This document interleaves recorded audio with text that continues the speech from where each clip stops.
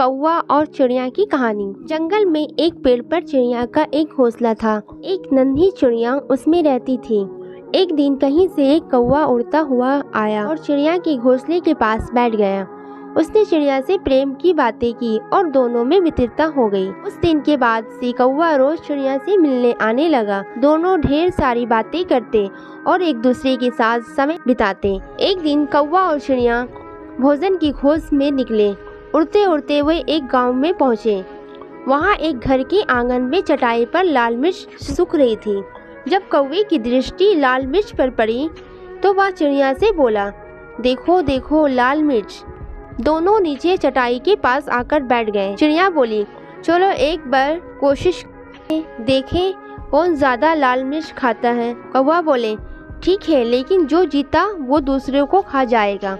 चिड़िया ने सोचा कि कौवा मजाक कर रहा है, इसलिए वह तैयार हो गई। दोनों ने लाल मिर्च खाना शुरू किया।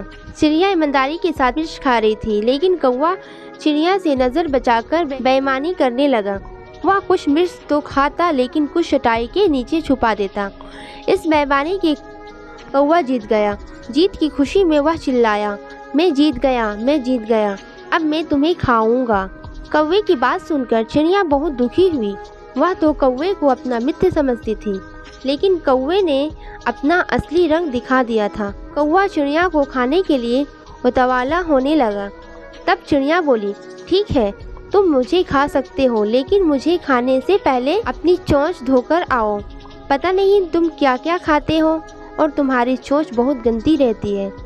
कौवा चिड़िया की बात मान गया। कौवा उड़कर नदी के किनारे चला गया। जब उसने नदी के पानी मांगा, नदी बोली, मैं तुम्हें पानी देने के लिए तैयार नहीं हूँ, लेकिन पहले एक मटका लेकर आओ, उसमें जितना चाहो उतना पानी ले लेना।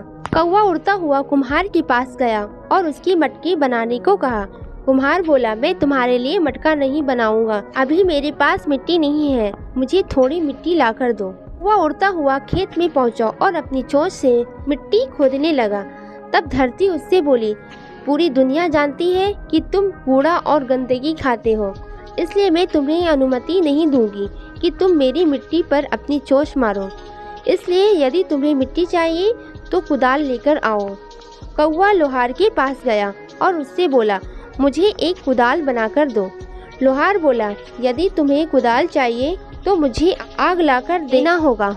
कौवा पास ही स्थित एक किसान के घर गया।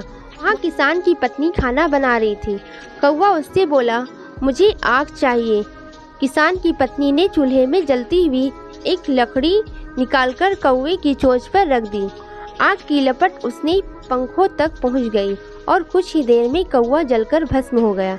इस प्रकार अपने मित्र से छल करने वाले कौवे की चली गई। तो बच्चों, इस कहानी से हमें यह सीख मिलती है कि छल करने वाला अपने किए का फल अवश्य भुगतता है।